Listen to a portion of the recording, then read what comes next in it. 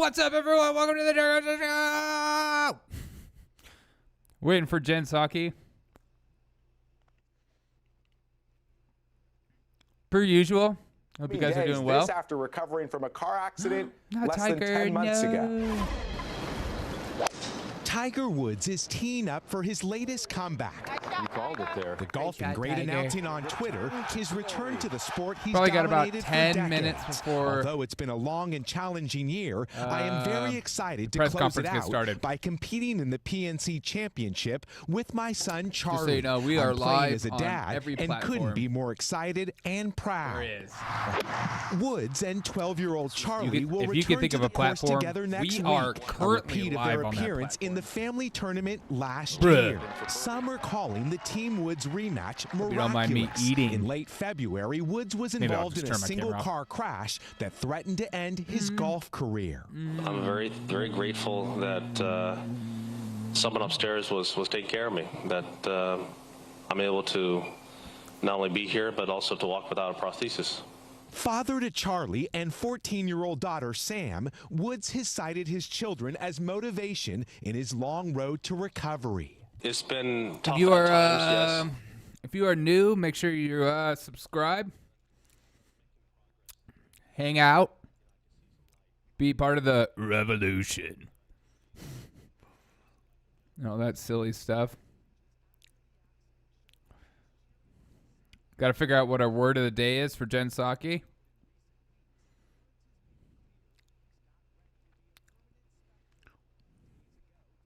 Practicing in his signature Sunday red at the Gorgeous Hero World swing. Challenge. And this 3-second clip of his famous swing captioned "Making Progress." Beautiful. Playing hit and giggle golf, it's easy. But playing tour golf and being prepared to play and try and shoot scores against the best players on the toughest golf courses, that's a totally different deal.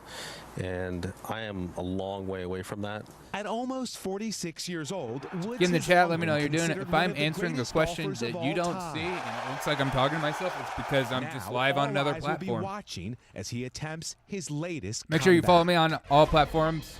Twitch, And Aaron and Morgan, Twitter, in Tiger Facebook, Woods' own words, he's only YouTube, about at the halfway Rumble. point I'm of live his on Rumble recovery, right so now. in the coming I don't know days, how much longer we'll I'm see going to do exactly that how for. far he's come. I just don't Guys, feel like back to Rumble's you. that viable, but maybe I'm wrong. Well, the holiday season is really in full swing. Trees are being lit now. Presents are being bought, too. Everything's getting lit. But how is Santa preparing for the big day? Whoa, take you on a trip up everything's north, getting way lit. up North, right when we come back.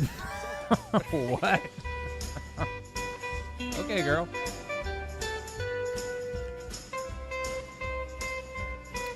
Yeah. Santa's getting a little lit. News is more than a headline. It informs, Let's it see. inspires, and it still matters. To cover it, Right, you have let's see what ABC is talking about. The locals can be a little rough. No free commercials.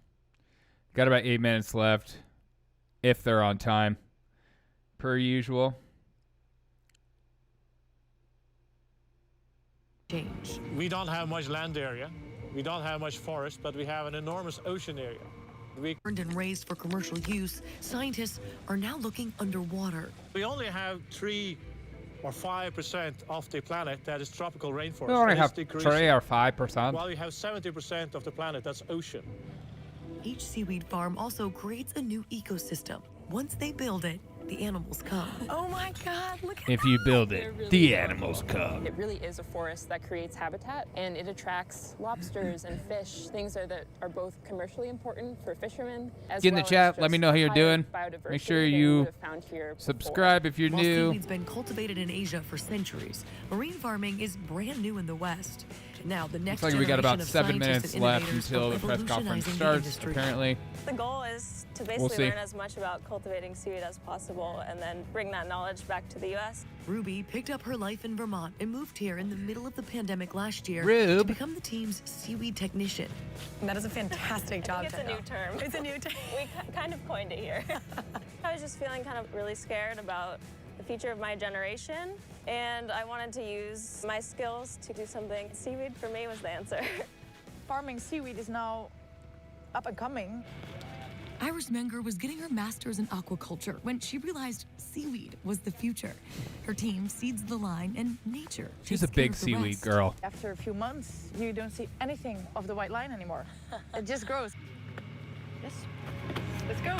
Iris shows us their cutting-edge seaweed farm up close, revealing the massive farm hiding just below the surface.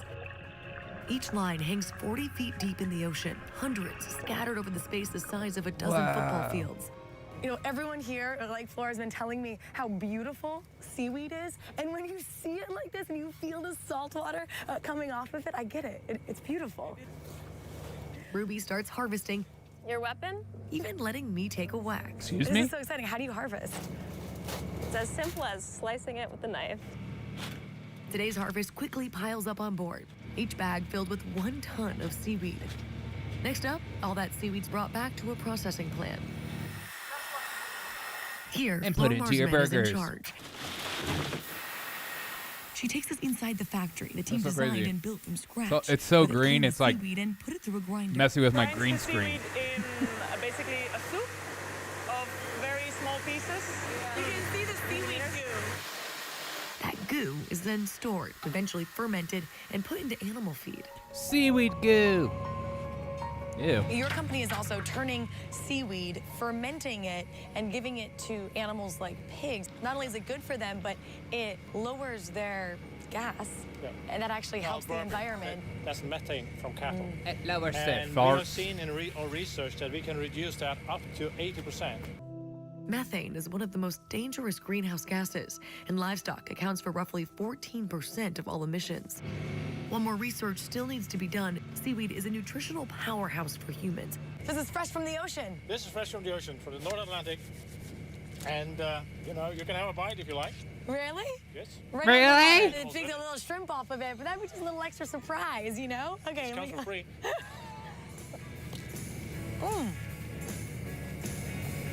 That's fantastic. Kind of crunchy, a little salty. Seaweed cultivation globally has become the fastest growing sector of food production. That's beautiful. And it's believed by 2051, seaweed production will be bigger than potatoes around the world. From 5 to 10 years from now, then I think that we can see seaweed product coming in and replacing other products that today are harmful for the environment. Seaweed's being turned into all sorts of different products, from bioplastics and biofuels to clothing. The UN Climate Science Panel Cool. has said That's- there isn't enough data yet to confidently Who are you say that wearing? seaweed I'm is a wearing game changer. I'm wearing seaweed. But the World Wildlife Fund is taking notice. WWF is It's investing delicious. in seaweed farming because we believe it is one of the neglected climate change opportunities. It's not the silver bullet, but this is one where we can improve the environment and create nutritious food at the same time. For Oliver and his team, the work can be grueling, but seaweed farming is more than just a job. For me, it's very important to work in a field that I can basically help save the planet, fight climate change. It's a calling I love to that. make this planet a better place. Maggie Rulli, ABC News, the Faroe Islands. Thank you, Maggie. Now, of course, as our world leaders try to help us and make a big dent in this climate crisis, that doesn't mean we don't take personal responsibility. Look at this. We certainly It's messing can with my make a green screen change, so much. especially with what we buy. Vote with your dollar. It's one way to really make sure that it's not too late. I'm Ginger Z. Thank That you is so true. much for watching. You should and for support streaming with companies us. that you feel like you should support.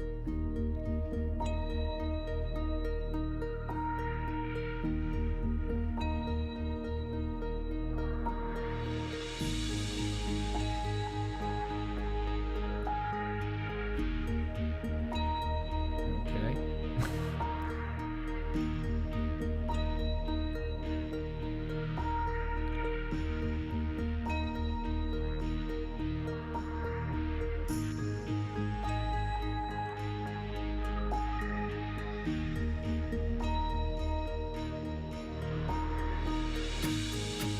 Well, we're waiting on Jen Psaki to show up. I think we got 2 minutes left. All right, let's go to CBS is always funny to make fun of. Hey guys, welcome to Forward. We're No. a new type of doctor's office. Nope. No free advertisement on my channel, bro. Absolutely not. Makes sense. What do you think happened here? The why behind Michael. the biggest stories. Face the Nation Hey. with Margaret Brennan on CBS. Merry Christmas, happy holidays and original stuff, brother. documentary on CBSN. 50 shows running, the lights I'm a Christmas blinking. dude People fight their myself. entire career to get to Broadway. You've trained your entire life. Spotlights, love Christmas. drama, Fantastic passion. This is holiday. what we live for. Until COVID Giving turned gifts. off the What lights. could be better? It's like going from a bright light to pitch black.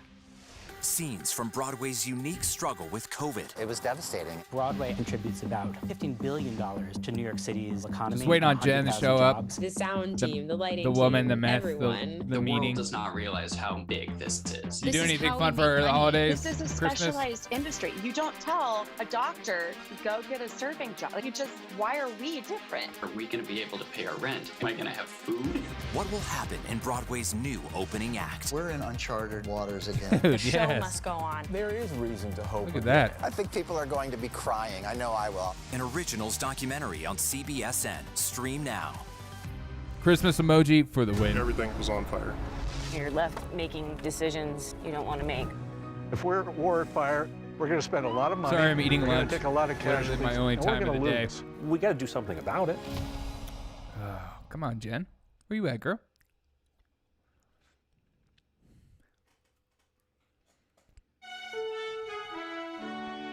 Welcome to Communist Broadcasting Systems. Free. Hello, everyone. I'm Tanya Rivero. Thank you for joining us. We begin with breaking news. The FDA has granted emergency use authorization for the COVID-19 booster shot for people 16 and 17 years old. The CDC still needs to sign off before teens can start getting a third dose. It comes as the U.S. officially surpasses 200 million people getting fully vaccinated against the coronavirus. Yay. But the Omicron variant is raising some concerns over the vaccine's efficacy. CBS News' Bradley Blackburn has the latest. What can it do against COVID-19, the mild FDA symptoms? has authorized booster shots for almost 4 million 16 and 17-year-olds. Reported so far. If you get the booster, you're really in good shape. Adding teens could help lagging booster shot rates. Only 26% And that's of a- eligible that's a voice Americans you have can gotten trust. the booster so far. Just over 24% of those who can get the vaccine haven't gotten a single dose. With the new Omicron variant threatening, health experts say there's even greater urgency to take whatever steps possible to protect yourself. Don't you love when they say experts? You're like, what experts? Who are these people? Can you name them? Do you want to name them? Or are we just saying words that we can just say whatever words come to our head? Pfizer says its These are all additional booster shot experts. increases protection 25-fold against the new variant. At first, we were skeptical about do we need it or not, but once we realized there's another variants out there, there's no taking chances. For now, it is the Delta variant causing the most U.S. infections. 4 states are currently seeing record hospitalizations compared to any point during the pandemic. Bradley Blackburn, Well, CBS News, New York. A little late, per Joining me usual. now to talk more about this is Dr. Jerry Abraham. He is the Director of Vaccine Programs at Kedron Health. Dr. Abraham, Talk about a welcome. cush Great job. to see you again. As you know, earlier today, the Director FDA of granted Vaccine emergency Programs. use authorization of boosters for people 16 and 17 years old, Pfizer's booster. The CDC, got a hat of course, on still for your needs job? to sign Come off on, it. bruh. You are at a vaccine clinic right now. When do you think you will Wait, start I have to a hat see on. 16 and 17-year-olds coming in to get their boosters? Yes, super excited to be with you again. Of course, not a moment too soon. We've had plenty of 16 and 17-year-olds Yep, you even still today shopping? get You their booster vaccinated? shot. No. We've been turning away people under 18 Or who've am been I? wanting a I booster don't know. shot. So we really welcome this announcement and I this am recommendation who I from am. the Food I and had Drug COVID a month ago, Administration to allow so- 16 and 17-year-olds to now And have the Pfizer booster shot. Turned out We okay. do know that the best protection that we can have in addition And I didn't to the have, primary Joe series is for Rogan everyone sending me now his over 16 medicine years old squad. to go out and get their booster shot. And we know why I only that was very told to get narrow rest. age group was granted So- authorization and not younger teens as well. And do you have any idea when eligibility might expand to them? Yeah, great question. We see some data coming out of Israel. I finished my shopping, Michael. This This is my first year. I finished my shopping. Natural immunity, are safe and effective. You So could I say have a that. feeling we're headed in that direction. I think it really was a matter of having sufficient data right now about 16 and 17-year-olds. But we're probably going to see that number continue to creep down, just like we saw. We went from 16 to 12 for Pfizer. Probably similar going to happen for the booster shots. And of course, the U.S. has passed 60% of the population being Yeah. fully I vaccinated. took a and chance. while that is good news, we are still lagging behind healthy many every single other day. nations. I don't drink the UK alcohol is really close to ever. 70%. Maybe Canada once is a over month, once a week. 75%.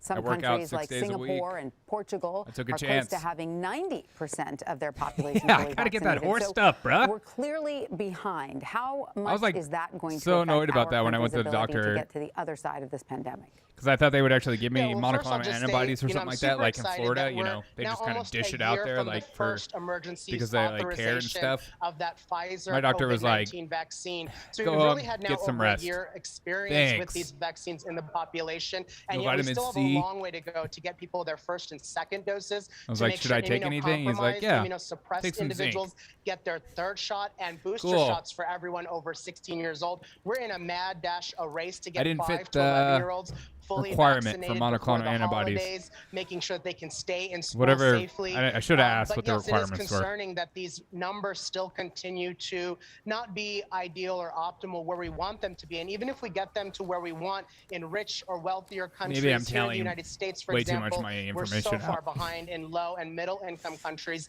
So as long as that continues, there's still a lot of reservoir, This a lot guy. of people. So where, as long as that truly these variants and continues. mutations can occur. Is this guy in So we're gonna California? watch that situation closely. We also still talk about pandemic versus endemic. Are we just Pandemic. going to learn to live with COVID? And as we move through the winter, cough, cold, flu, COVID-19 season, I think we'll learn a lot more about what that looks like This guy as has well. way too many. And of course, Dr. Abraham, Pfizer says its Pins on vaccine his needs jacket. a booster shot to be fully effective One pin, in bro. fighting the Omicron variant. Yeah, vitamin D and sun. So how much yeah, I do you take think vitamin the D every people night are before I at go to bed. risk I take it of Omicron, especially during this time of without year having anyways. had their dose before Because they the get their seasonal booster? depression is freaking real Sure, I think for some me. of this may be semantics. We may realize that the primary series for the COVID-19 My sun vaccine may intake is actually be a way lower in the 3-shot winter, so Pfizer should series, just take a it anyways. 3-shot Moderna series. We've seen things like this happen before, whether it's the HPV vaccine Or you should just talk to your that prevents doctor about it. cervical cancer, where we 'Cause I'm went not a from doctor. 3-dose series to a 2-dose series. So in this case, we may one day realize that to be fully legally vaccinated okay now. against COVID-19, you may actually need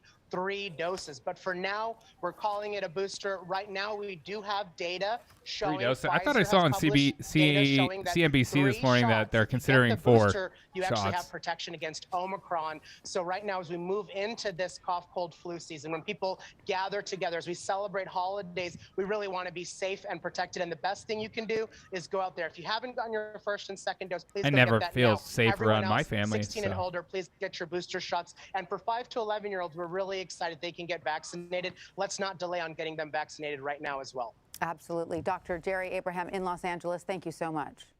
The number of first-time unemployment applications fell to their lowest point in more than half a century. Oh, they are really 184,000 touting Americans this filed up new right now. jobless claims for the week ending December 4th. That is down 43,000 from the previous week. It's the lowest weekly number of initial jobless claims filed since September 1969. The lowest weekly number. The 5-decade low comes a week after the Labor Always Department experienced a slight in a uptick week, in new claims. Now, after that many nearly jobs 2 were filled, years of the just a pandemic, week. it appears the jobless They're looking claims for are like hovering any at kind of win right now. pre-pandemic levels. Despite Even this if it's good news, President kinda, Biden is sorta, looking to get ahead of the probably, release of the absolutely Consumer misleading. Price Index tomorrow. The president has taken drastic measures to lower the cost of gas and energy ahead of the holidays. In a statement, he says, He quote, took drastic measures to lower the "Fortunately, in gas. weeks since 7 the data cents. for tomorrow's inflation report According to was Biden. collected, energy prices have dropped. The price of gas at the pump has already begun to fall nationally, and real pump prices in 20 states are now lower than the 20-year average. This week, natural gas prices are down more than 25% from their November average. The president went on to say the information being released tomorrow on energy in November does not reflect today's reality, and it does not reflect the expected price decreases in the weeks and months ahead, such as in the auto market. Former senator and World War II veteran Bob Dole is lying in state in the Capitol Rotunda. Am I the only one that He thought died on Bob Dole was Sunday at dead? the age of 98 Like after 10 years battling ago? stage 4 lung cancer. Dole I had spent no nearly idea. 3 decades on Capitol Hill and served as the Senate Republican leader for more than a decade. He ran for president 3 times, mandates get but blocked was in the ultimately courts. I'm going to go unsuccessful. radio sound, but keep Dole watching. was awarded 2 Purple Oh, Hearts appreciate for you, his Michael. service in the Thank you. war, in which he was very badly Yeah. wounded. Vaccine mandates will continue to get blocked. You can't make that a law. They're going to keep pushing it because it's always. I forget. There's like this World War II book that I read a while ago about the Poland occupation and about how the Nazis would do a huge step and then they would take a step back. And so you would get kind of used to how crazy that huge step was, and then they would take a step back, and then you would be like, okay, they backed off. But then they would take another step forward, then step back, another step forward, and then step back, and all of a sudden the lines keep getting pushed more and more and more, where you just accept things that are happening in the world, and you don't even realize it because they've been slowly progressing their agenda over time.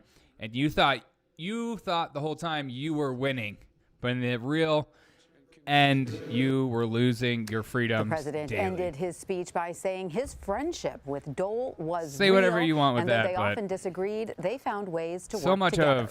I want to bring in CBS News. So much of politics on both sides, Republican and Democrats, are all about just like pushing their line.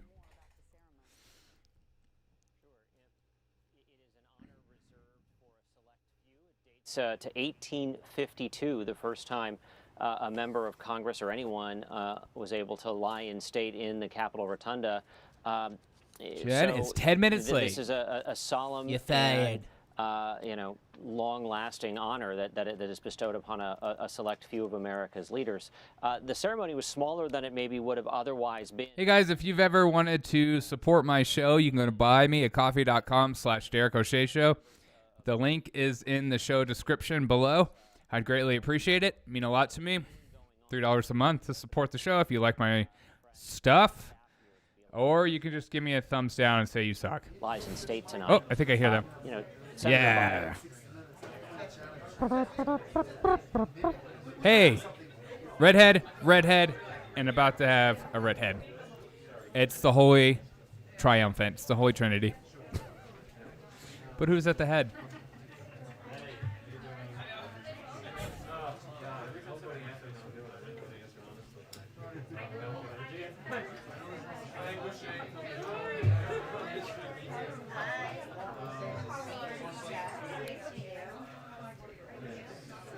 What's our word of the week? We never did a word of the day.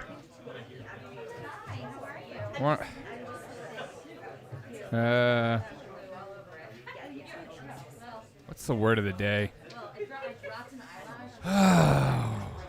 What is the word of the day? Anybody want to get in the chat and let me know what the word of the day is? Let's not pick an easy word. I want to hear a hard word that it'll be very exciting if she hits it.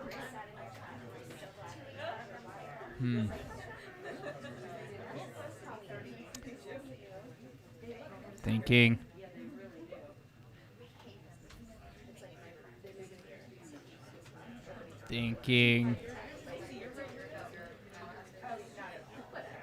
She's going to talk about jobs and that silly job number, like they're touting like it's a big deal. Word of the day. Okay, if she says Trump, because I didn't see you guys get in the chat and let me know. If she says Trump, we're going buck wild. That's just how it's going to be.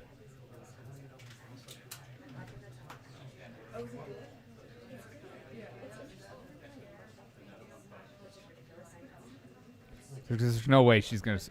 I mean, there's always a possibility, but if she says Trump... Unless you guys can come up with a better one.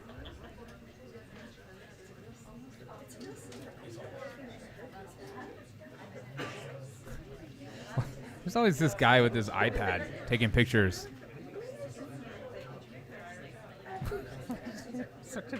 Such a boomer. He looks like my grandpa going to the zoo.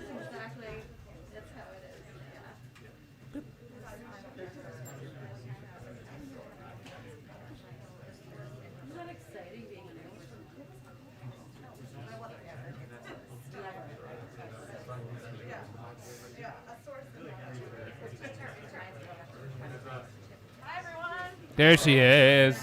Good afternoon. Whoa, boots. Okay, today we have joining us our NEC director, Brian Deese, who's just going to give some brief opening remarks. He'll take some questions, and then we'll do a briefing from there. Take it away. Thanks, Jen. See how loud this guy is. Not loud. It's good to be here today. All right. Enthusiasm, I like that. It's super loud. So I just wanted to spend a couple of minutes on providing some context on where we are in the economic recovery, and also use some charts, which would be really fun.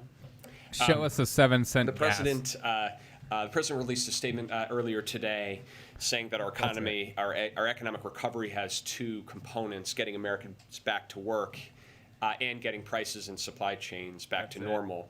And so I want to provide a little bit of context on our perspective on that issue. So first, today we learned that the number of Americans filing for unemployment insurance fell to its lowest level since 1969.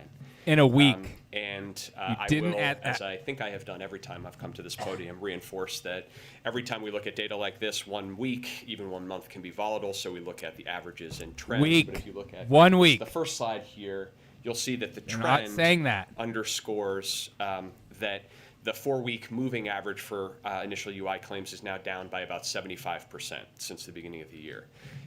And another way to think about that is that at the beginning of this year, there were 18 million Americans who were collecting unemployment benefits. And today, because the we COVID learned that benefits now ran that out, number right? has fallen to That's what fewer it is. than 2 million. So in addition to that consistent trend, we're also seeing a reduction in It's a forced trend. 16 million Americans who were previously relying on government benefits that have now transitioned off of it. We also learned last week that the unemployment rate fell to 4.2%, which is, again, the fastest year-to-date decline in the unemployment rate on record. And in this second chart, you see, there we are. The second chart, you see that is not only the fastest decline, but it's also very significantly accelerated down? from what was projected at the beginning of this year. down. So That's how charts work. They I guess mauve. What color is that? That light brown line. What color is that? This guy is silly. No. Okay. He is building rapport with his audience. That it is not right. So stupid. The brown line, the light brown line, shows the poop color. Projections from the beginning of this year prior to the passage of the American Rescue Plan, which showed that it projected to take our economy until the end of 2024 to get to an unemployment rate of about 4.2%. We were supposed to be and now here, we have reached that and in now the we're fourth quarter here. of 2021, Based on projections which that we underscores did both the today.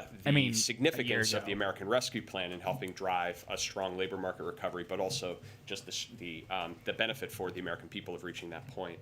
I would just note as well, in terms of labor market strength, that we have also seen encouraging signs in labor force participation, because when the unemployment rate comes down, it can be because people are joining the labor force or coming out. And we saw that the prime age employment to population ratio, which is the metric of that economists generally look at, increased by 0.5% last month, and we've now recovered nearly 85% of our pandemic drop in that metric. So we've seen very strong labor market developments, and those labor market developments are coupled by strong developments in overall economic growth and in household income and demand.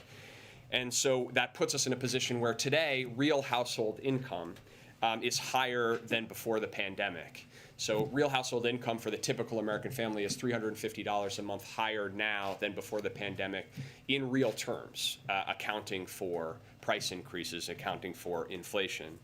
And so that strength of the labor market, that strength of household balance sheets, that strength of economic growth positions us uniquely well to deal with the challenges that we face of prices and supply chain issues. In fact, uniquely among industrialized countries, we are the only country that has seen GDP now recover from its pre-pandemic levels, has seen household income recover from its pre-pandemic levels. So that positions us uniquely well. And so on that note, we are, as you all know, very focused on addressing the issue of prices and supply chain bottlenecks head on from that position of strength. Tomorrow we will get data on consumer prices for November. I'm not going to attempt to predict what those data are. Outside forecasters expect those data to continue to show price increases to remain at elevated levels. But I want to provide a little bit of context on that front as well. The first is that data is by definition backward looking, and so it won't capture some recent price movements, particularly in the area of energy. And so, for example, prices of gas at the gas pump are now down nationally. They're down about 9 cents. But to put some context on that, what? I heard 7 cents. You said about. The inflation-adjusted real price of gas at the pump over the last 10 years. And what it shows is that on average, over the last 10 years, and in fact, this is true over the last 20 years, the average price at the pump for a gallon of gas has been about $3.13 in real terms, inflation-adjusted. And so today, 20 states now have pump prices that are below that 20-year average. And as prices come down nationally over the next couple of weeks, as we expect and hope that they will, we hope to see more states falling into that category. What a weird way to try to keep a W. In the data for 20-year low. In addition, this week we've seen natural gas prices fall. They're now down. You and Obama have done a great job at keeping it and that is at over $3 a gallon. That is good news, particularly looking into the winter home heating season. I know several of you reported on and were focused on natural gas price increases earlier this fall, portending potentially big increases in heating costs over the winter. The very dramatic decline in natural gas prices over the course of the last couple of weeks have changed that outlook quite meaningfully. So these declines are delivering, most importantly, some benefit to consumers and some benefits to consumers on a go-forward basis that won't be reflected in that data.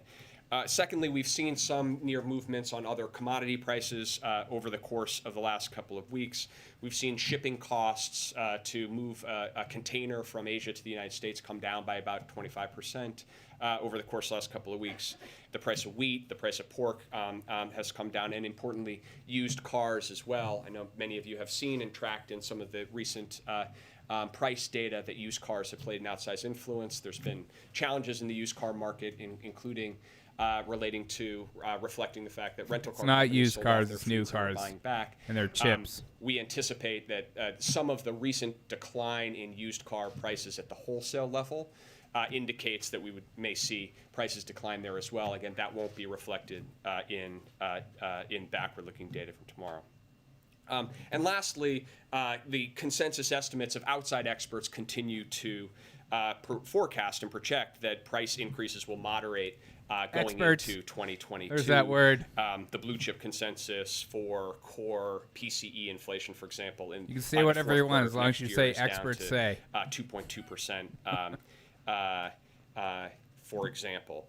So that's, I think, important context for all of you in thinking about the data releases, but most importantly, from our perspective, it is a reason to redouble our efforts to focus on both the immediate term and the medium-term steps that we can take to try to address prices and bring down costs for families. Whoa, she just creepily walked in the screen. It freaked me out. Our energy price work, and of course, in moving the Build Back Better Act, which will do more than any piece of legislation in modern American history to reduce costs for families. So with that, I will open the floor. Thank you, Jen, and Brian, thank you for being here. Jumping off right there on Build Back Better, as you anticipate and wait for this new data tomorrow, and I think there's also going to be a new cost estimate of Build Back Better requested by Republicans. How concerned is the White House that it will complicate your efforts to win over those moderate Democrats like Joe Manchin?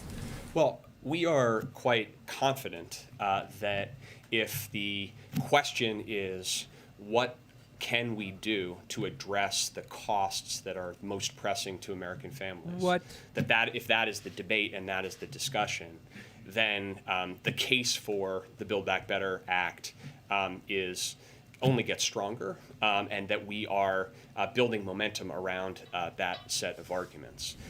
If you step back and you think about a typical family's budget, what they have to spend on expenses in a typical month, about 60% of those costs fall into housing, healthcare, prescription drugs, childcare, and transportation. That's what the bulk of a family's budget is made up of. And on each of those areas, the legislation that the president has prioritized and is moving through Congress would address and reduce those costs. And so I think is this guy a politician? If that's the debate and that's the question, how can we address those costs that families are facing? How can Again, we the address Build Back it? Better We're Act doing our will do best. more We're to lower trying costs than things. any We're piece of feeling it legislation out. We're in modern trying American these history. And so we things. feel The American quite people love me. I love enthusiastic you. about You being able love to me. We're make working that together to make the plan. On inflation, Fed Chair Jerome Powell said that transitory is no longer the right way to describe inflation. He said, it now appears that factors pushing inflation upward will linger well into next year. Given that, do you believe that this inflation is now more entrenched and not transitory? What we believe is that price increases elevated at the level that we're seeing hit American families in their pocketbooks, and we need to do everything that we can to address those directly. We also believe that the strength of our economic recovery, the strength of our labor market, and the strength of wage increases, and the steps that we've taken to try to provide some relief to American families, position our economy and American households uniquely well to address what is a global issue around price increases in the context of supply chains and otherwise. But is Powell right? Will these increased prices last through next year? Well, I am not going to get into the prediction business, other than to say, and I'll echo what I noted at the beginning, is that most outside independent forecasters continue to see price increases moderating and moderating meaningfully over. Who are these people? What are their names? You can just say whatever you want if you say stuff like that. It drives me nuts. Saying, you expect inflation numbers to stay I could high, never get away with that in school. That doesn't reflect the reality. So when do you expect? If I just say something, I have to share my source. I would just point to some of the real world data that we're seeing, nuts about politics that we've seen corporate media, and they just say experts say, natural gas prices come or down. these people in this industry all say. We've seen real progress in unsticking some of the supply chain bottlenecks that have persisted in our economy. I was noting on supply chains that there's actually now some reporting that the principal concern is on the back end of the holiday season, too much excess inventory, and people have overordered. And so certainly these are not these are things that don't work themselves out overnight, and I will go back to what I said at the beginning of this. We never over-index on any one piece of data or any one data release, but we're going to stay focused on what we can do to try to address these prices in the immediate term. Thank you, Jen. Just talking about sort of gas prices coming down, Brian, a group of bipartisan lawmakers, 6 of them from Texas, as you're probably aware, sent a letter to President Biden about not reinstituting a ban on U.S. Oil exports. What is the position of the White House on that, considering the letter was sent explicitly saying that the White House is considering a move to that effect? It's not an issue that we're currently focused on. The president, in our focus on energy markets, has made clear to the team that all options should be on the table to try to address challenges in the market and bring relief to American consumers. That's certainly the approach that we have taken to date in our international engagements, our diplomatic engagements, and actions we've taken, including the exchange and sale from the Strategic Petroleum Reserve that the President announced about 10 days ago. So we'll continue to work on those issues. We'll continue to work with states and localities to make sure that they have the support that they need, but that specific issue is not one that we're currently focused on. Sorry, just a quick follow-up. In terms of sort of your overall, economic growth sort of forecasts from the White House, given the fact that the Omicron variant is spreading rapidly, some economists have started factoring in sort of a slowdown in demand and for services and hiring in general. What are sort of your expectations just over the next few quarters in terms of sort of overall economic growth in the U.S.?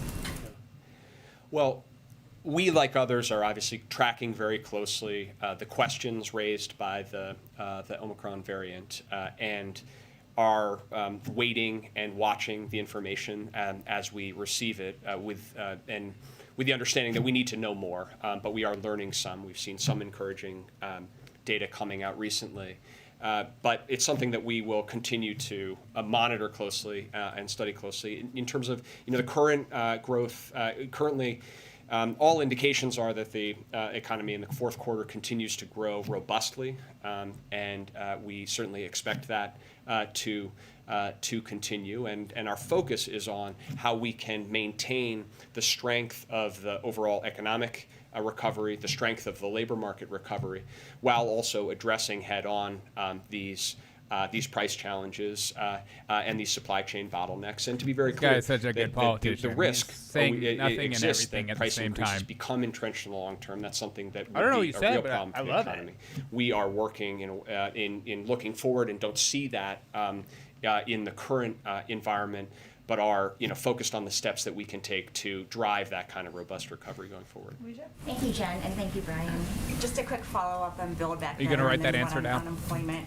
Given how involved you are with negotiations, what is the most viable timeline right now for passing it? And is before Christmas still realistic? So no. We It's want to not. move as quickly as possible, and we are working very closely with Senator Schumer and the entire caucus on facilitating that outcome. And Senator Schumer has indicated his intention, his timeline, and we're both supportive of that and believe that that's right and viable. We want to move as quickly as possible here. We think that the outstanding issues They're are so good. They're so getting political. worked through in the process. We're making he's a saying lot of nothing. progress.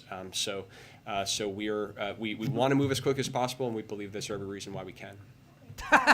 In terms of unemployment, the system can't believe now, people just and I take think those you referenced answers. this earlier, doesn't account I'd be for like, you said gig nothing. workers and So self-employed do you think who were on uninsured it'll be ready by Christmas? unemployment Yes or no? insurance, but then they ran out if they were pandemic related. So is there any way you're tracking the number of those people who might not be included in the numbers but might still be struggling? And is there anything that you can do to help them? See if they say Christmas tree. There's sort of two elements of that question. The Maybe first is Peter that, Ducey will ask about the Fox there News were Christmas tree. People who were previously receiving unemployment insurance are no longer receiving unemployment insurance are obviously not reflected in the UI claims, and these reflect the people who are receiving government assistance, and that has come down dramatically, as I said, from 18 million to less than 2 million. Within that category, people who were on unemployment insurance and then come off unemployment insurance, the way to track that data is really to look at the labor force data, because those people could either be in the labor force actively looking for a job, or they could be employed, or they could end up out of the labor force. And so one of the things from an economic point of view, one of the concerns that you have is to track the labor force participation, because if people come off of unemployment but they leave the labor force entirely, then that's an outcome that you hope to avoid. So that one of the positive indications in our current labor market is that what we're seeing is even as the number of people receiving unemployment insurance has come down dramatically, labor force participation has stayed steady and started to tick up, which suggests that people are coming back into the labor market, finding jobs in many cases, or are actively looking for jobs. But that's the sort of best proxy to get at what I think you're trying to refer to. Thank you.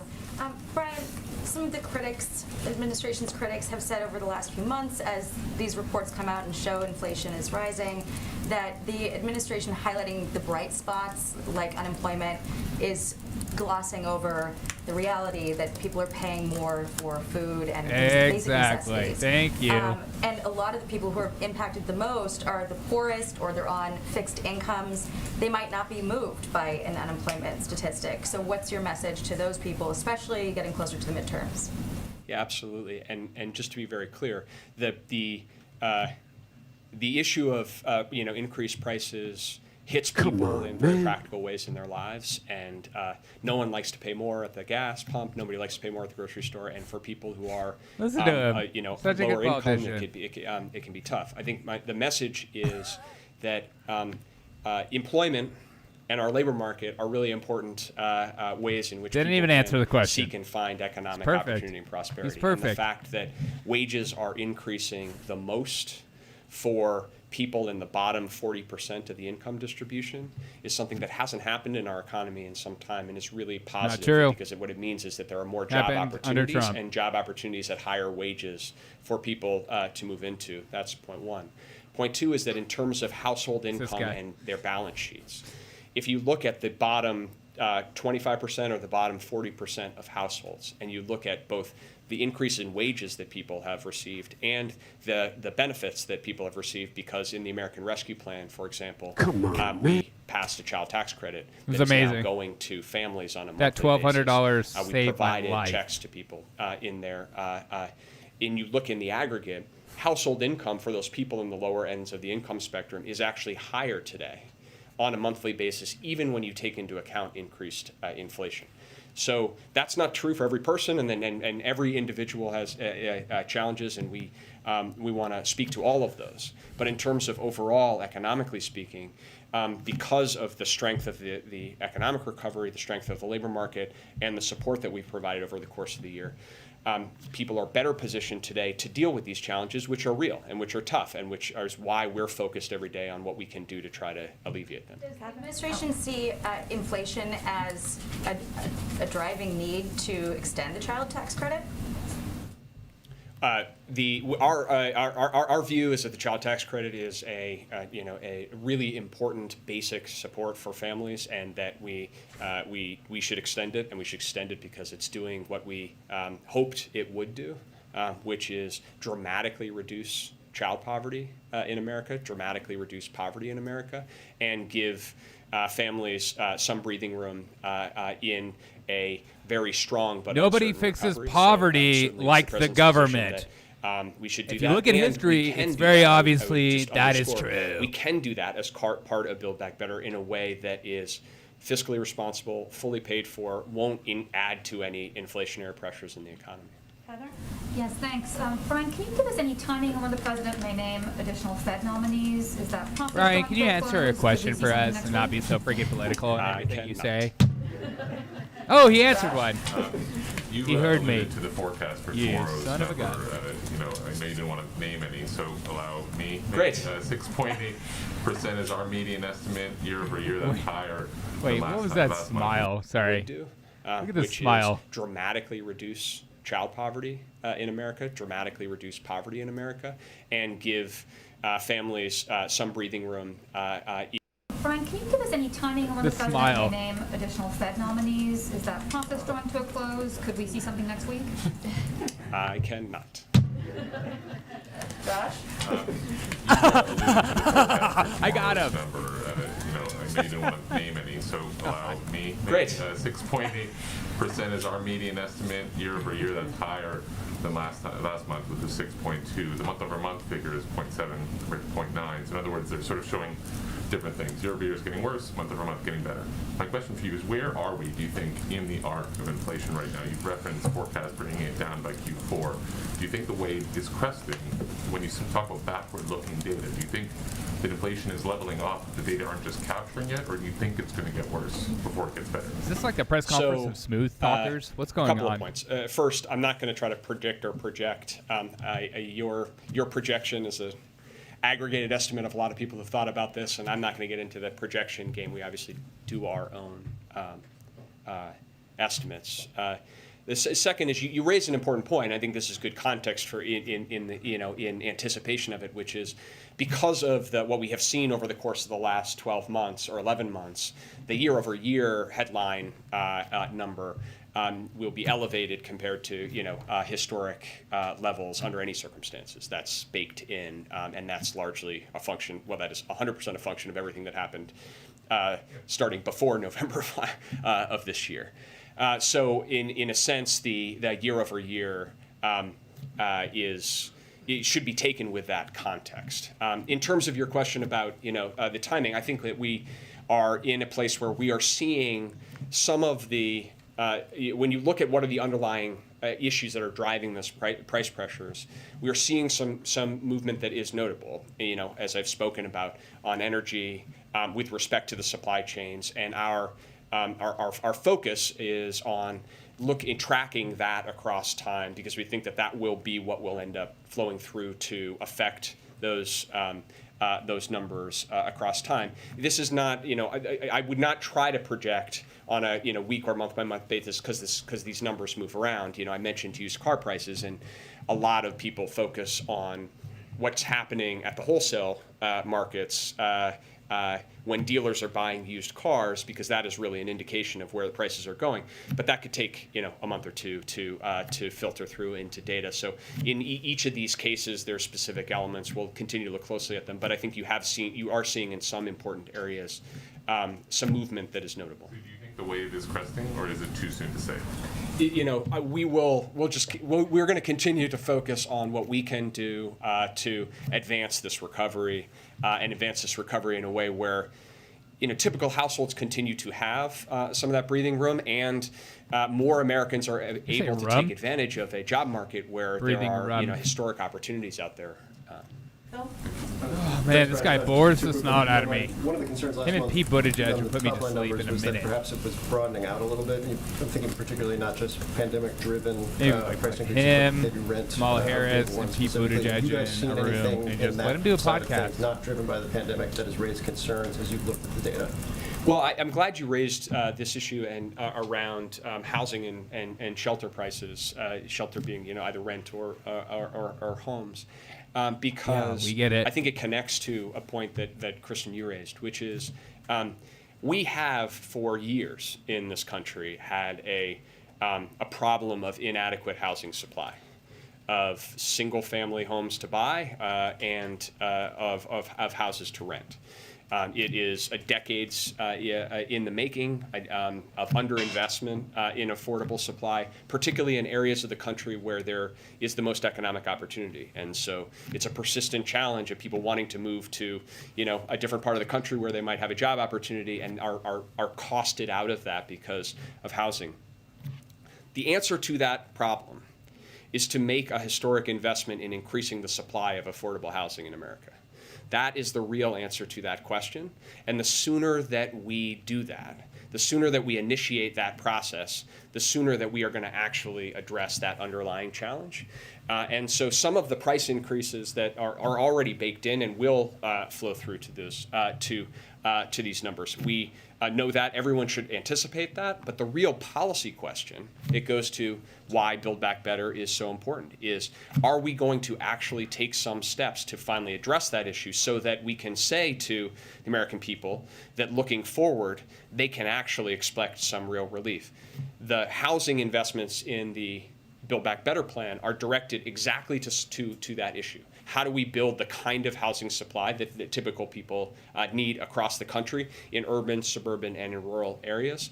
And so that is a real present issue, one that will continue to be with us. But hopefully, if we can get this bill done, we'll actually have the tools in place to start to show people some real progress. And just from a broader perspective, do you guys view it inside your team as an acceptable trade-off if prices are high for a shorter duration, a shorter period of time, perhaps because of some of the demand-driven elements of ARP, so long as you've been able to achieve some of the Are you asking a question or telling him what you think? Laying out over the course of this day and the White House has been talking about for the last several months. Like this is a trade-off that's acceptable so long as those price increases don't last. This is a trade-off that's acceptable. Do you feel like it is? Well, let's start. We're humble enough to not This guy won't say suggest that trade-off we because he's a politician. control all the You won't levers of the admit that. macroeconomy, and we're in a complicated, uncertain global environment. See? Number one. Number two, I think that our view, and I think borne out by what you're seeing internationally, is that This guy could be a the press challenges secretary of soon.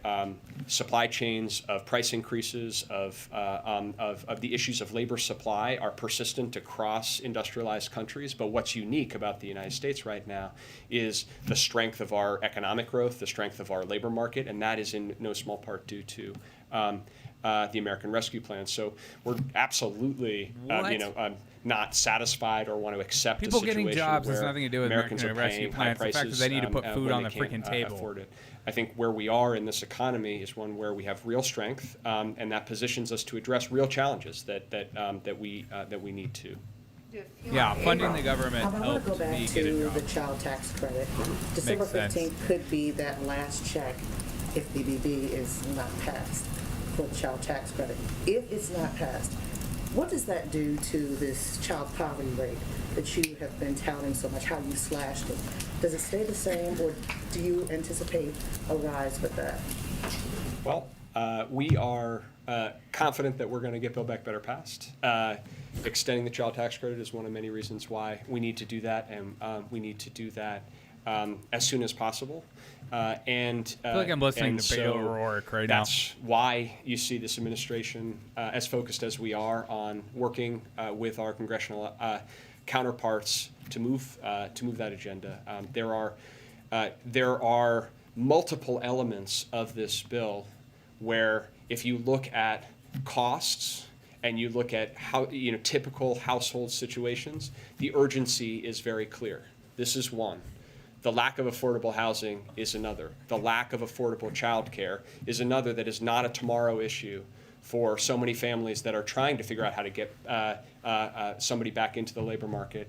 And so that's the case we're making, and we're confident we're going to get this done. And on housing, can you talk about the price of new housing as well as existing housing? Part of the problem they're saying with housing prices, new housing prices, it deals with inflation and lumber.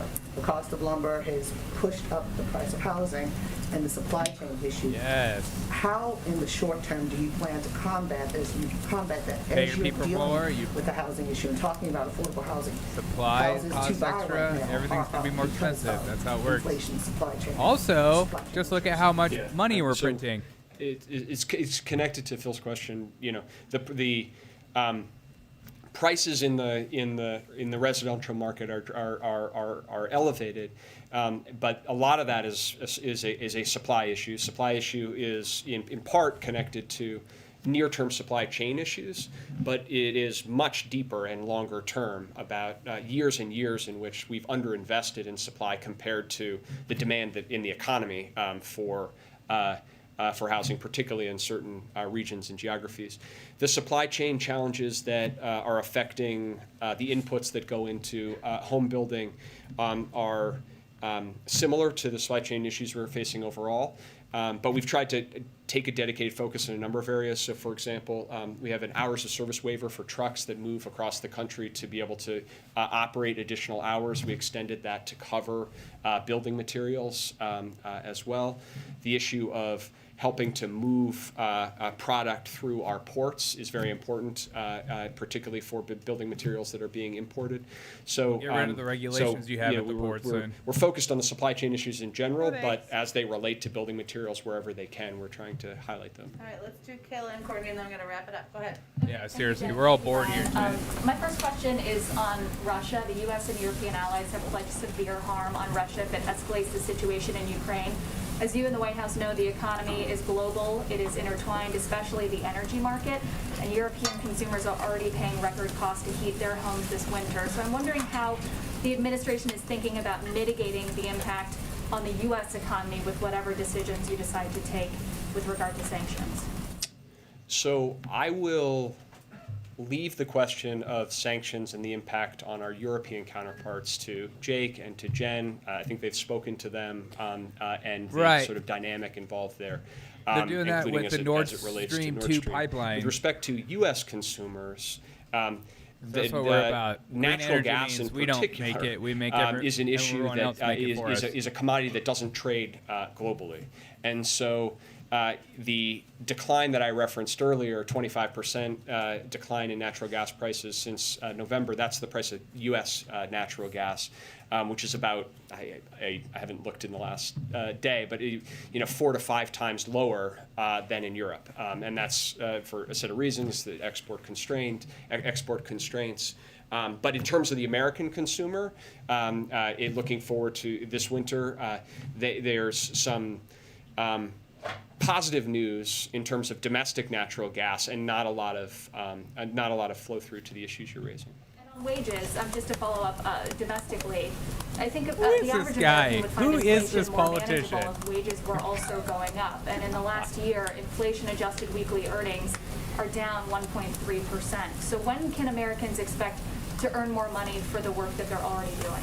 Yeah, it's a good question and good context to connect to the earlier question as well. So, if you look at wage growth, it's important to look at it through a couple of lenses. The first is, where is that wage growth happening in the income spectrum?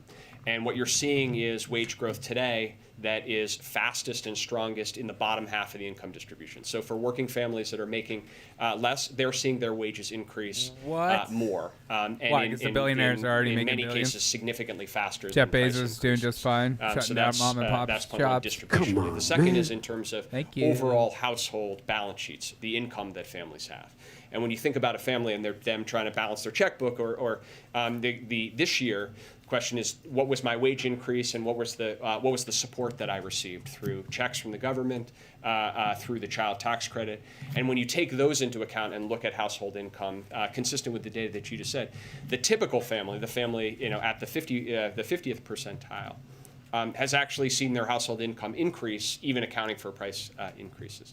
Obviously, as we move forward in this recovery, what we want to see is a strong labor market recovery. We want to see wage increases, particularly for those at the bottom, and we want to see a balancing out here of prices. That's the scenario that we're all trying to work. Can you imagine listening to this guy talk for an hour?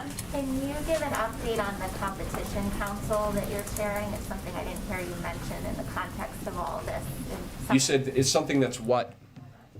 Competition Council. Louder. The Competition Council. You never mentioned it in all of this. Can you talk about some of the accomplishments of that council and what you all are working on right now? Sure. I'm excited for the interest, and we will have. I mean that sincerely. Settle in, everyone. No, sincere guy. I mean that sincerely. And we will be He's such a politician. we'll be convening the full council around the end of the year, and so look out for that.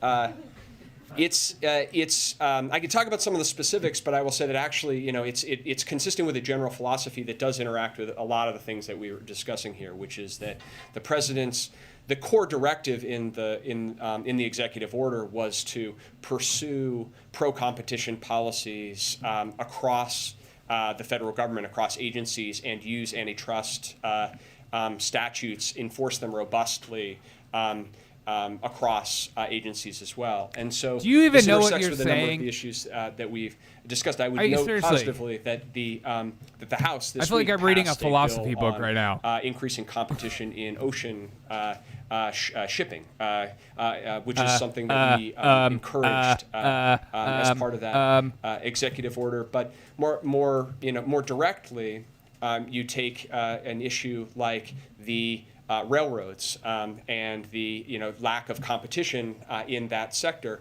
Well, that affects this question of how do we unstick bottlenecks if there's not sufficient competition among rail lines. We talk about food prices, and I think the last time I was here, I was with Secretary Vilsack. When you look at most of the increase in food costs, you can isolate a significant portion of that to Get this guy off the stand right meat, now. I can't do it beef, anymore. Pork and chicken in particular, those are very concentrated industries where a small number of meat processors control. What are you saying? Just get to the point. The industry, and so what you've seen is prices for the farmers go up, prices for consumers go up, and profits for the meat processing companies in the middle go up. And that's an issue of concern, and one that we have focused on both from an antitrust perspective, but also investing in helping competitors get into that market. In fact, today we're making $500 million available to small meat processors to try to increase competition in that space. So we'll be happy to follow up and give you a full slate of where we are on there were, for those of I have you no who paid idea what you attention, just there said. were 72 specific It's so hard to follow actions you. in that executive order. We were tracking against all of them. But I will spare the rest of you that, and we are happy to follow up. Please get out of here. We're done with you. Thank you, Dear God. I definitely kept him much longer than I promised, so we want him to come back. She's like, all yeah, right, he so wore you guys I only have down. one item for all of you at the top. As I think all of you saw this morning, or many of you saw, this morning the President opened the Summit for Democracy and announced the Presidential Initiative for Democratic Renewal, a Ain't landmark nobody set watched of policy Vice and President. foreign assistance initiatives to defend and bolster democracy, human rights, and the fight against corruption.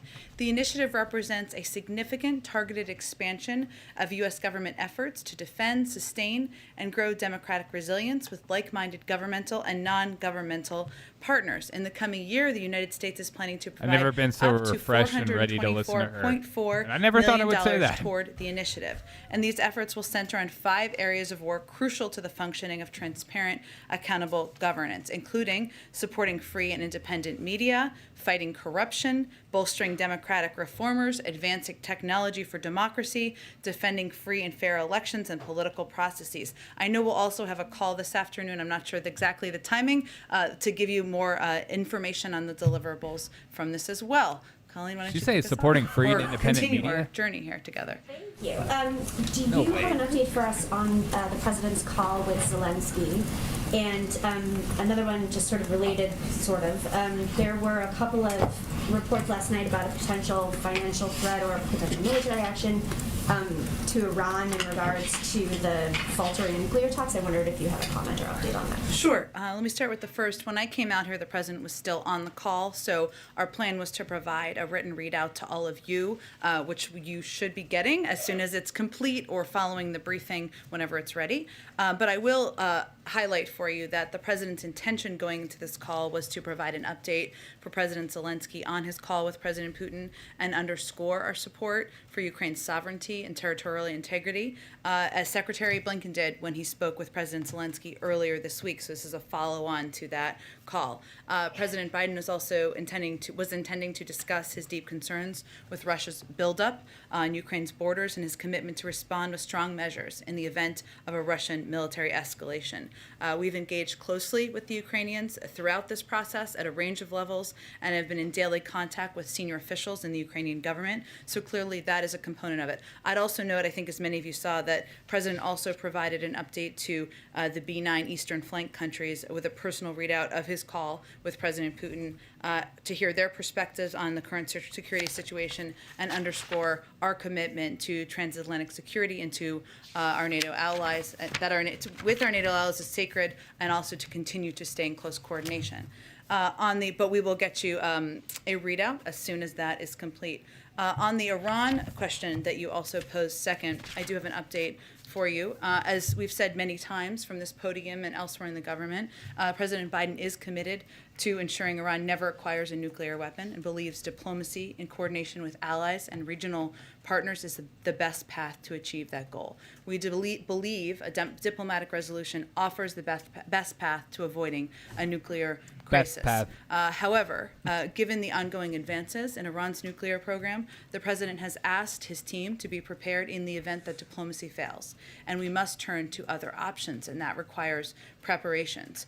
We have made clear to Iran that the only path out of sanctions is through nuclear compliance. We have kept all the sanctions that we inherited in place, and we have consistently enforced sanctions, all while also presenting the clear path of their removal. If diplomacy cannot get on track soon, and if Iran's nuclear program continues to accelerate, then we will have no choice but to take additional measures to further restrict Iran's revenue-producing sectors. While I'm not going to get into additional specifics on that front, I can provide you a little update on some of the coordination that we're doing on the international front.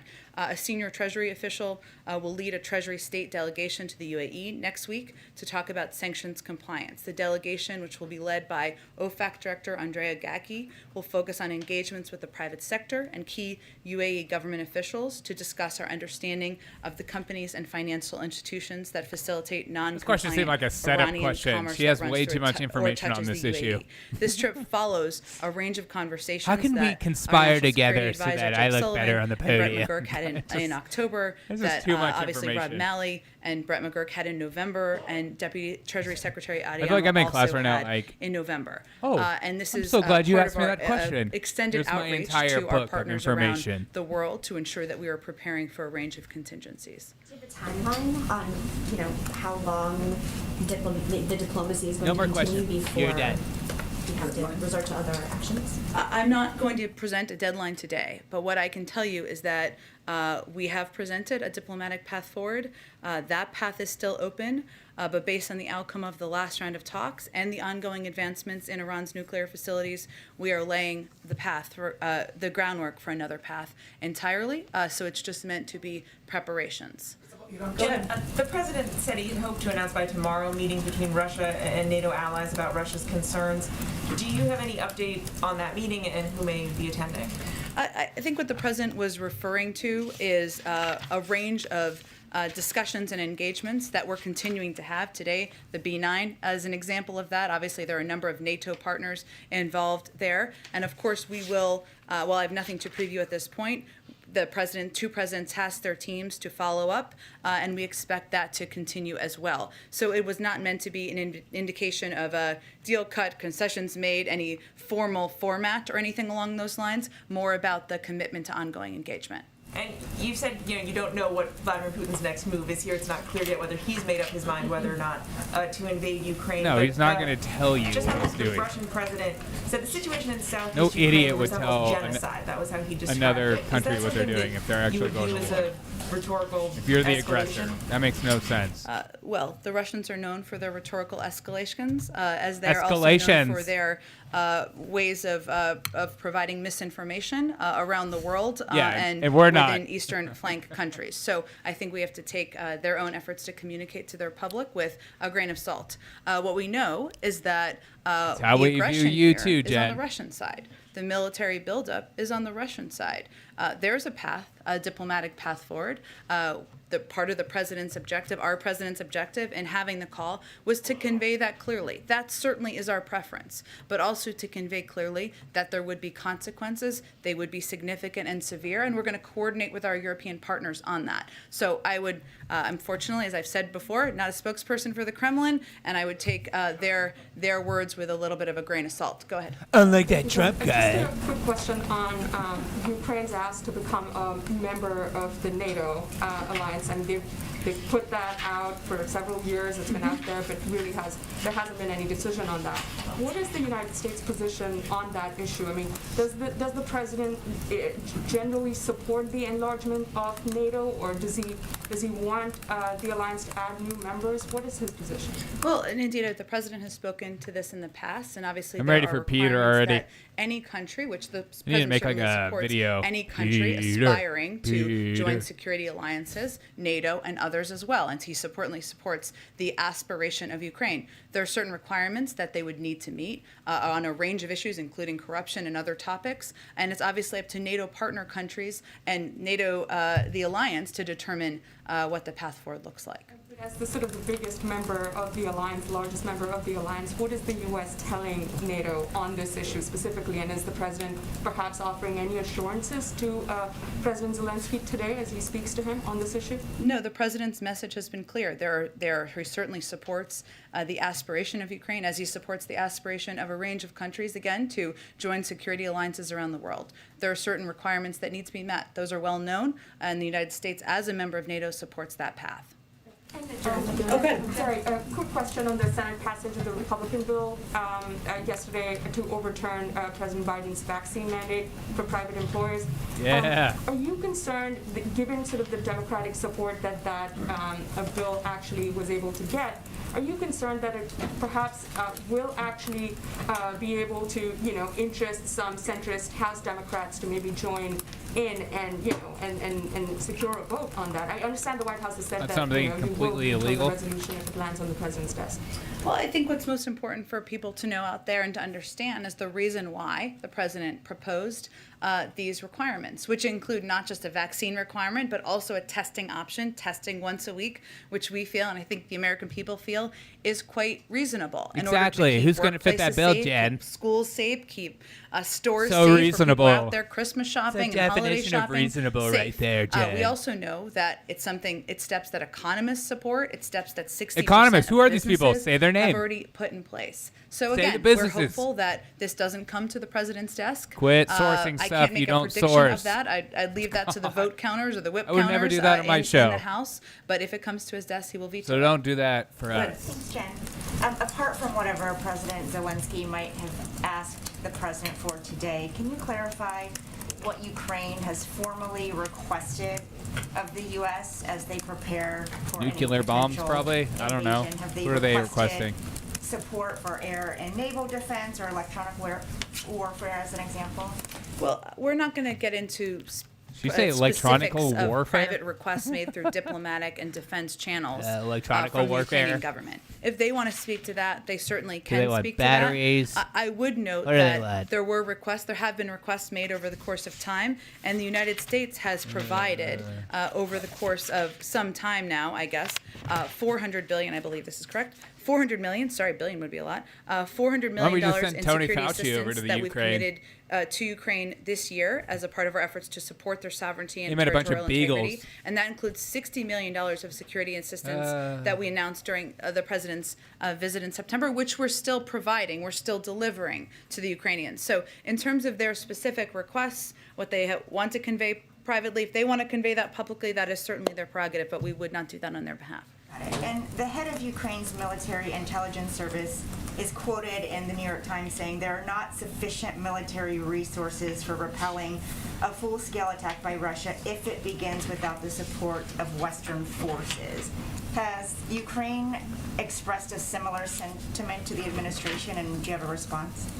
Again, I'm not going to get into private diplomatic conversations, but I will convey to you, and what the president would convey, has conveyed, I'm sure is conveying directly to President Zelensky. Our objective is to make clear the significant and severe economic consequences if Russia were to invade Ukraine, not just from us, but from the global community. Obviously, it's up to President Putin to decide how he's going to respond to that, what steps he may or may not take as it relates to that. But I think what the public should see clearly, whether it's the Ukrainian public or the global public, is that the United States is standing up for what we believe are democratic values, for the territorial the sovereignty of Ukraine, and our objective is to prevent that from happening.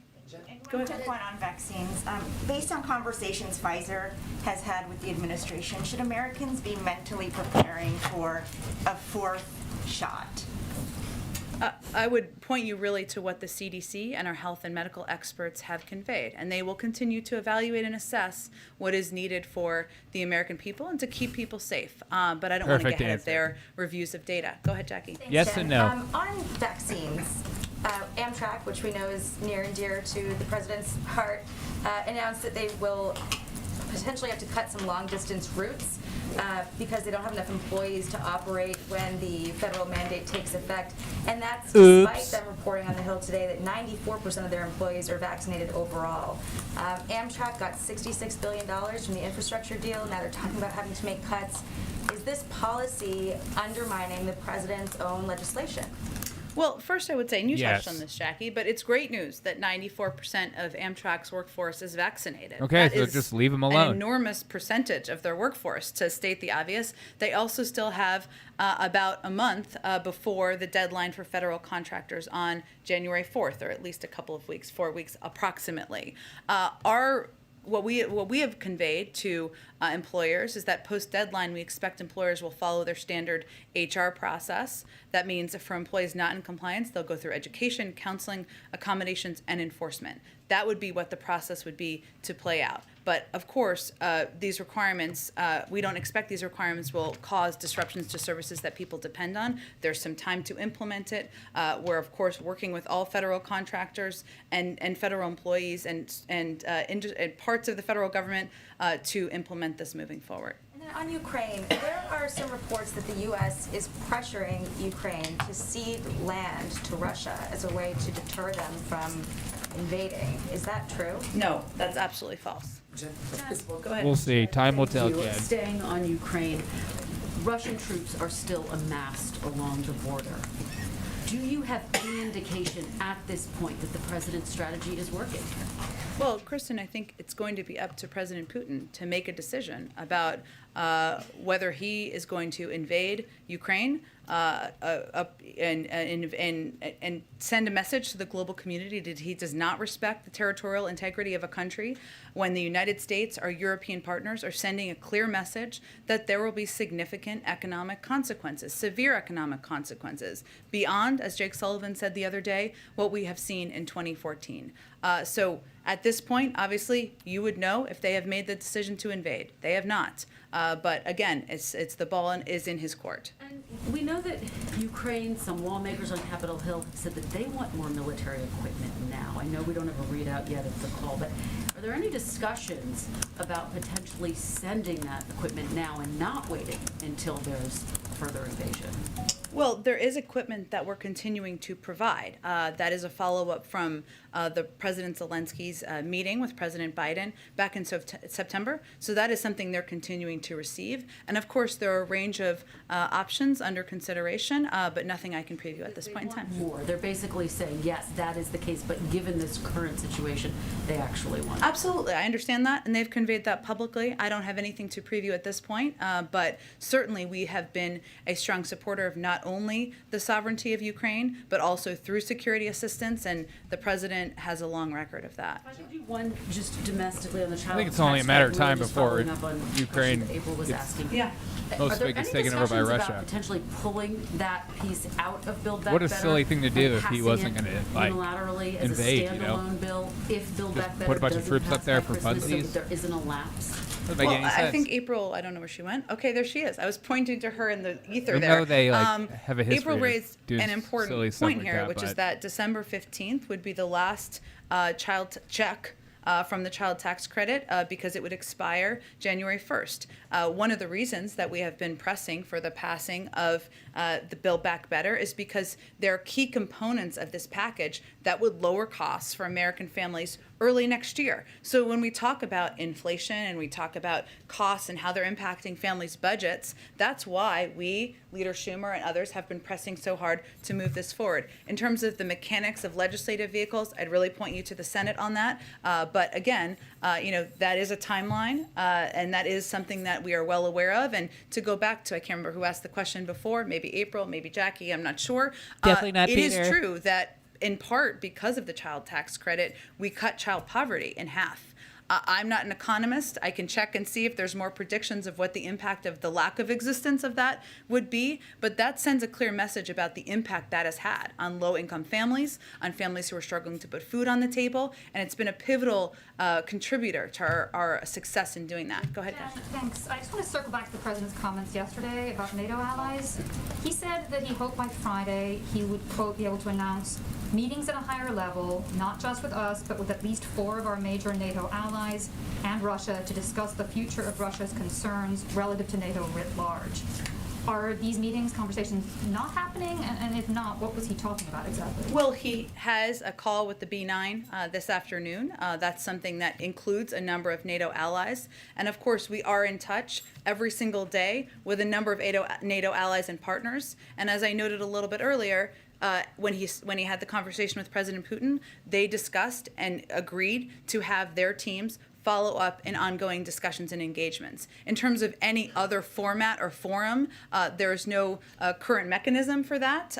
But right now, our focus is on engaging with the Europeans, many of our NATO allies doing that at a very high level, as the President referenced, and also following up, as was discussed in his call with President Putin. I expect some kind of announcement tomorrow about some sort of conversation with the sort of entities he's talking about accommodation. Not one that I have to predict at this point in time. Go ahead. Oh, go ahead, Catherine. Go ahead. The president today spoke about global press freedom during the summit. Yeah. Just wondering if he's going to commit to holding a year-end press conference. Well, one, I would say that global press freedom is something that he feels is important to stand up for, not just here, but when he is traveling around the world and ensuring that your colleagues around the world who are dealing with circumstances where they are put in jail, they don't have access to any officials, they are restricted from covering global events, human rights abuses around the world. Not that what you don't all do isn't very challenging. I'm not suggesting that, but there are a lot of circumstances around the world that I think even go beyond. I would say the president answers questions multiple times a week. Oh my gosh. I think he's done it already several times this week. I don't have a formal press conference with embroidered cushions to predict for you at this point in time, but I can assure you that he will take your questions many, many times before the end of the year, and he looks forward absolutely to doing that. Go ahead, Josh. Of the list that we have given him. Yeah. You spoke to measures you're preparing. Are there particular sectors that these sanctions would be aimed at, or can you give us any more detail about what options are on the table? Sure. Certainly understand your question, Josh. I think part of the effort of our OFAC director and going to the UAE to have these discussions is to have these discussions at that level about the range of sectors and options, but I don't have anything else to preview at this point in time. Concerned that existing restrictions are being violated with regards to this trip, like people are finding a way around existing We're talking about, we have kept the sanctions in place. We're talking about additional steps should they be needed. Obviously, a diplomatic path forward and having a constructive dialogue through the P5+1 format is our objective, but we're preparing a range of options in addition to what we have in place. Did any of the P5+1 other than on these measures? That's part of our discussions, and this is part of our OFAC director's trip is building on conversations that Brett McGurk, that Jake Sullivan, and others have been having in Europe as well. Go ahead. Just a quick question on, real quick question on the Democracy Summit. You mentioned the $424 million. Yeah. Do you have a sense how much of that is already appropriated versus how much would need to be approved from Congress? Let me check, Scott. It's a really good question. I don't have that in front of me, but I will check for you, and I'll get that around to all of you after the briefing. Go ahead, Ashley. Energy in the room. We need Peter. On Ukraine. One, why did President Biden immediately call top U.S. allies right after speaking with President Putin and waited 2 days to call President Zelensky? He was traveling yesterday, I think, as you all know, and he was looking forward to having a good, lengthy call with President Zelensky today, which I expect he will do. I would note that we also followed up with Ukrainian counterparts at a lower level than the president, so it was just a matter of scheduling and getting it all on the books. Friends. The president also said that combat troops on the ground in Ukraine are currently off the table. Can you give us a sense of what would change that calculation when they would be back on the table? That's not currently part of our discussion or part of our policy calculation, so I don't have anything to predict on that front. Go ahead, Zolan. Thank you. On Afghanistan, there's in recent days some parolees or people seeking parole have started to be denied who are looking to flee from Afghanistan. I understand this system has been flooded with, I think, roughly 30,000 applications, but some of the lawyers for those parolees or applicants have said that the documentation requirement, including specifying an address or a specific threat, given that it might have been 10 years ago or their home might have been destroyed, is a pretty high standard. Is the president currently satisfied with this system of humanitarian parole, or is there any thought of lobbying Congress for another special parole program? Well, here's what we're doing. I know you didn't exactly ask me this, and you followed this closely, but for others, through Operation Allies Welcome, we're proud to have welcomed more than 74,000 Afghans to the United States and have received funding from Congress to accept up to 95,000 through Operation Allies Welcome through the current fiscal year. So obviously what we're doing now is continuing to process through a vetting process and there are requirements of that, of course, as there should be. That's in addition to Afghans who are admitted through the U.S. Refugee Admission Program and other pathways. You touched on this, Zolan, a little bit, but the infrastructure to support refugee resettlement was decimated by the prior administration. We've been working hard to rebuild that capacity. I would say the success we've had to date of welcoming that number of people is a reflection of the fact that we've made some progress in that regard. And right now, DHS is processing applications for Afghan nationals located outside of the United States who are seeking humanitarian referral based on urgent humanitarian need or significant public benefit reason.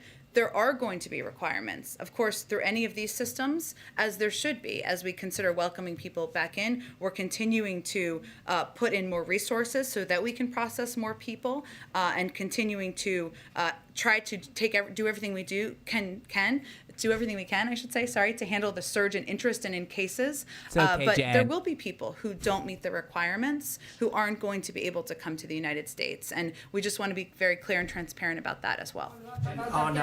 With the Democracy Summit, again, at a CNN town hall, the president was asked about voting rights, police reform. He said that he had been so focused on Build Back Better and infrastructure, but that he was going to move on to that, indicating he would move on to that. Now that we are moving, you've had some progress with that legislation.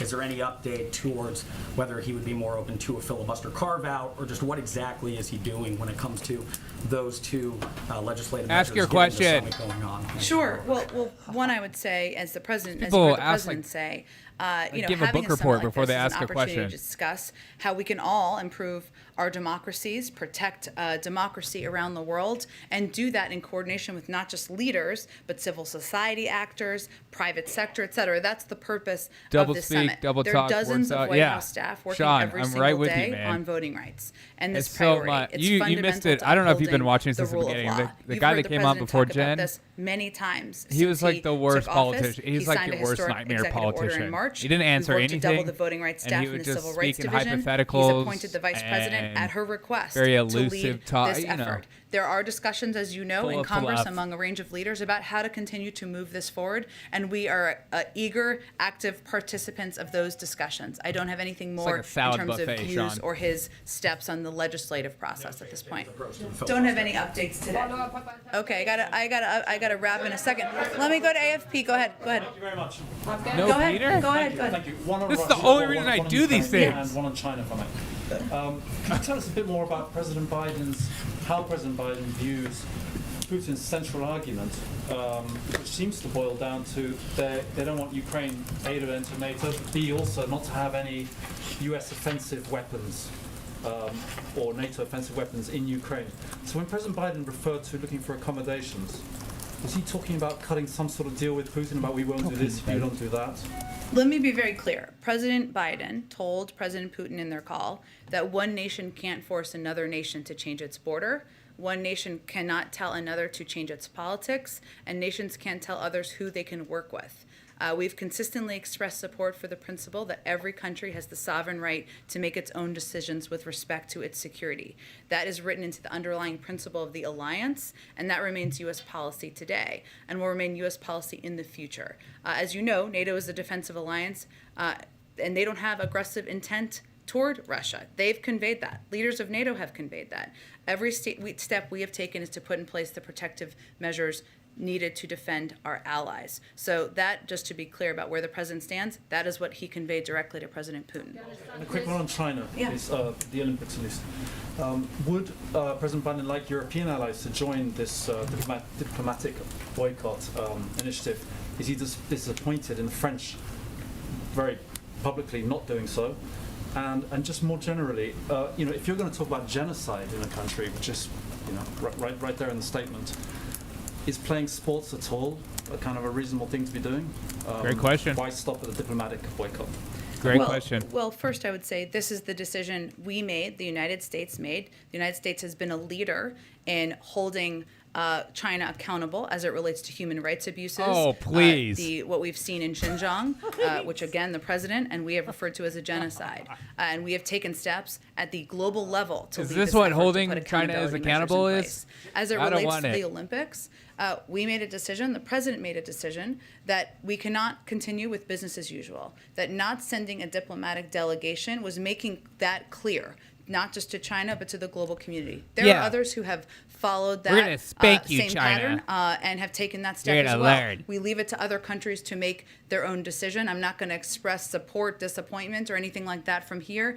They will make their own decision. And I will also just paraphrase, and I wish I had the quote in front of me, Thank you. Senator Romney, where he said, his quote was better than this, so I'm paraphrasing it here, but that we cannot Romney leave quote. global diplomacy on the shoulders of athletes who have been training their whole lives to compete in the Olympics. If you look back at 1980, and there was a Right. boycott, But we expect them to all speak of out those about people social who trained justice for issues. the Olympics.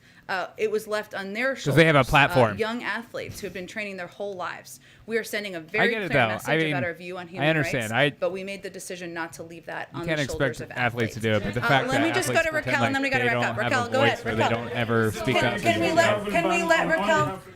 Simon, Simon, I'm trying you're to answer back your to question, being and then I'm going to go to Raquel. Simon. Okay. Let me. Can I say one thing, Raquel, and then I'll go to you? Simon, we're Simon. evaluating every single day. We don't want these to be permanent measures, and it is something that the president is getting updates from his COVID team every single day Who's on. this Simon guy? The Omicron variant is now in 57 countries. African guy, I love it. The WHO issued a statement today and said that Africa has 46% of the nearly 1,000 cases globally, but almost 70 countries in the world have imposed travel ban on only black African nations. And the Ooh, you US threw is that in among there, the huh? countries that have imposed sanctions on only 8 African nations when the variant is in racist thing. 57 countries. Why don't you just lift it or impose sanctions on all the countries that have it? What will you say to those who believe that this is a racist ban that target only African and black African nations? Simon, I would There are convey other to you black that is countries than absolutely that. not the intention. That is not our policy. This was a recommendation of the health and medical experts because there were a large number of cases in South Africa, and they made a decision early on out of an abundance of caution and to protect the American people to slow the spread of the variant. This is not meant to be permanent. It's not meant to be a punishment. And we are evaluating every single day decisions on when to lift these restrictions. Go ahead, Raquel. Thank you so much, Jen. Go ahead, Democracy Day here today in the White House. What is the White House assessment so far from what you guys are hearing or from world leaders and the commitment they're making? And also, what commitments would President Biden like to see from Brazil and other countries experience right now forms of democratic backsliding? What is President Biden expecting to hear from President Bolsonaro tomorrow?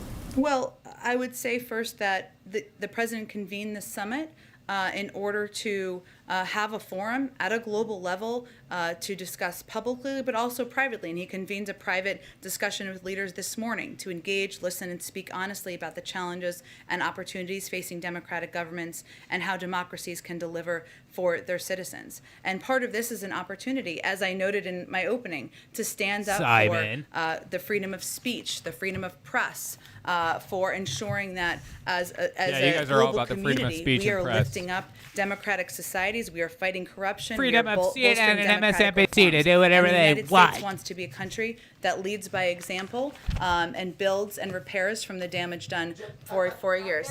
Thank you so much, everyone. I appreciate you. Have a good day. Man, she came out of there swinging and left in a hurry. Thanks, guys, for tuning in. I appreciate you guys so much. It means a lot to me. Tell your friends and family about the Derek O'Shea Show. It means a lot to me. If you want to support my show, you go to buymeacoffee.com/Derek O'Shea Show, all one word. I'd greatly appreciate it. The link is in the description below. I hope you have a freaking fantastic rest of your day. It means a lot to me, you guys tuning in. And as always, look out for my episodes. I just did a quick one today, but I put a little heart into it, so I hope you enjoy it. Let me know your thoughts. Share it with your friends and family. Have a great day. I love you. Goodbye. Welcome to the Derek O'Shea Show, where we discuss culture, news, politics, and more. Sit back, relax, and I hope you enjoy the show. Be sure to tell your friends and family about the revolution.